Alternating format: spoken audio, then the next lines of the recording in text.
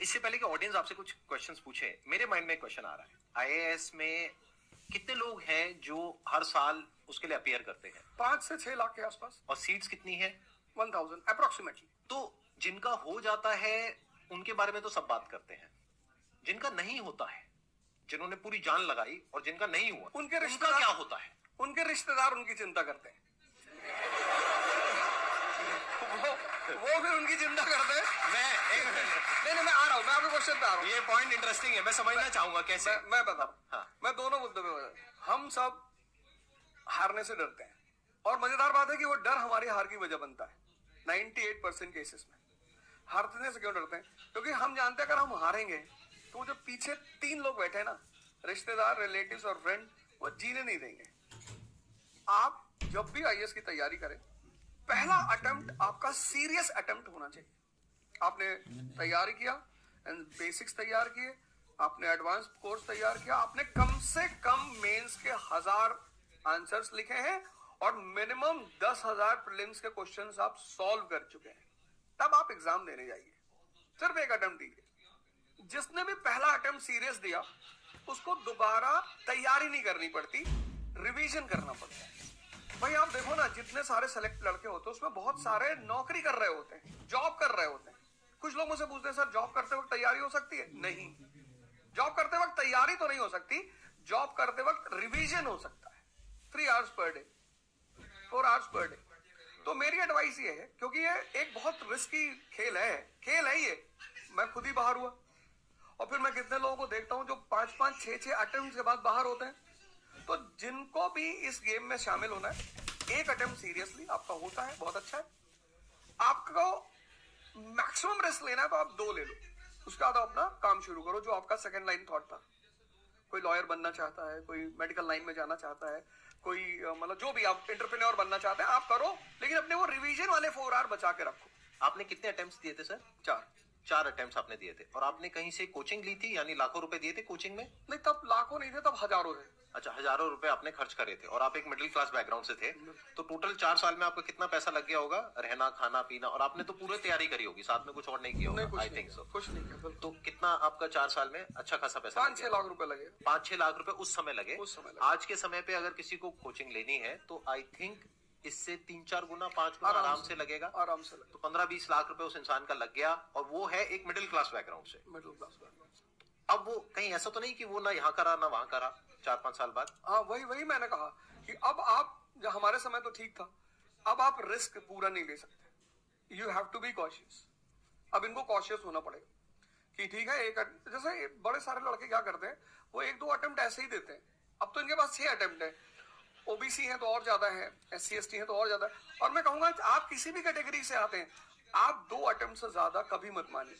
ये पॉइंट बहुत अच्छा है कि आइडियली आपको अपने माइंड में ये रखना है कि एक ही अटेम्प्ट है मेरे पास में, मैक्सिमम अगर आपकी फैमिली अफोर्ड कर सकती है तो 2 अटेम्प्ट है। उसके बाद में अपने काम पे ध्यान देना है और इसको एज ए रिवीजन की तरह देखना है, मतलब इसको साथ साथ में चलाना है। ये नहीं कि अपने 5 साल या 6 साल लाइफ के सारे यही निकाल दिए और सारा पैसा घर वालों का लगा दिया, या उन्होंने खेत बेच दिया या लोन ले लिया। ऐसी बहुत कहानियां मैंने सुनी है सर लोगों की, और बहुत ही दर्द होता है ऐसी कहानियां देख करके। ऐसे लोगों की जो कहानियां है वो उसको सुन करके बहुत ही बुरा लगता है अंदर से। चलिए आगे बढ़ते हैं जी। Sir, I wanted to ask how to fight the basically fear that we feel. Like there are lot many fears that we face, not only in studies but in each aspect of life. There is some kind of fear. How to fight that? How to come back? How to have that courage in life? Fear बड़ी प्यारी चीज है। हमने कुछ words को बड़ा negative बना लिया है। जैसे अब बच्चा है 2 साल का, उसको तो फियर होता नहीं, उसे कुछ पता नहीं, उसने कोबरा देखा, जाके पकड़ लिया। वो तो बाद में घर वालों ने देखा तो पता चला कि भैया कोबरा पकड़ के घूम रहा है। लेकिन हम बड़े हो गए ना, अब हम कोबरा देखेंगे तो वो हमारी बॉडी की जो मैकेनिज्म है वो हमें वार्न करेगी, अलर्ट करेगी। That is natural fear.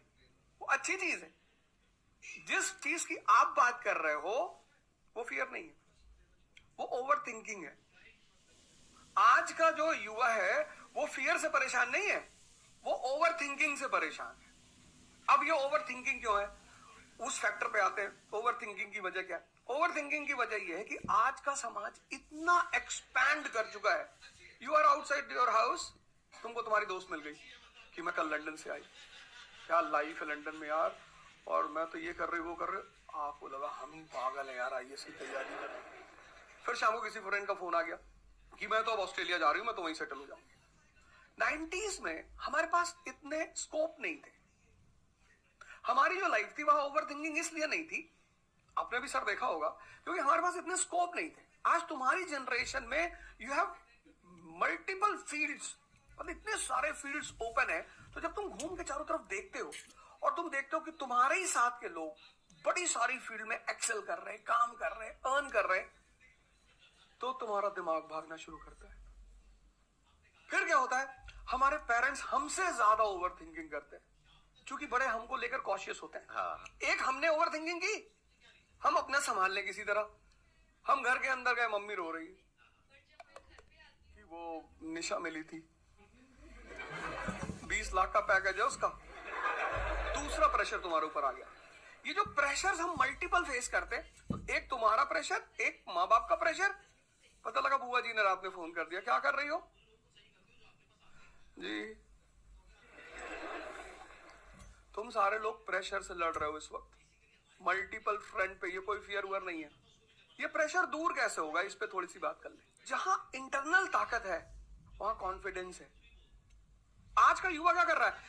बादाम का तेल लगा रहा है, बादाम की क्रीम लगा रहा है, बादाम का साबुन लगा रहा है, खा रहा गुटखा।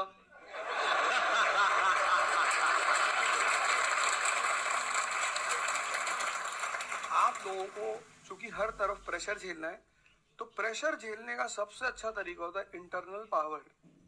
तभी तो मैं जहां भी जाता हूं एक चीज रिपीट करता हूं, योगा करो, ध्यान करो।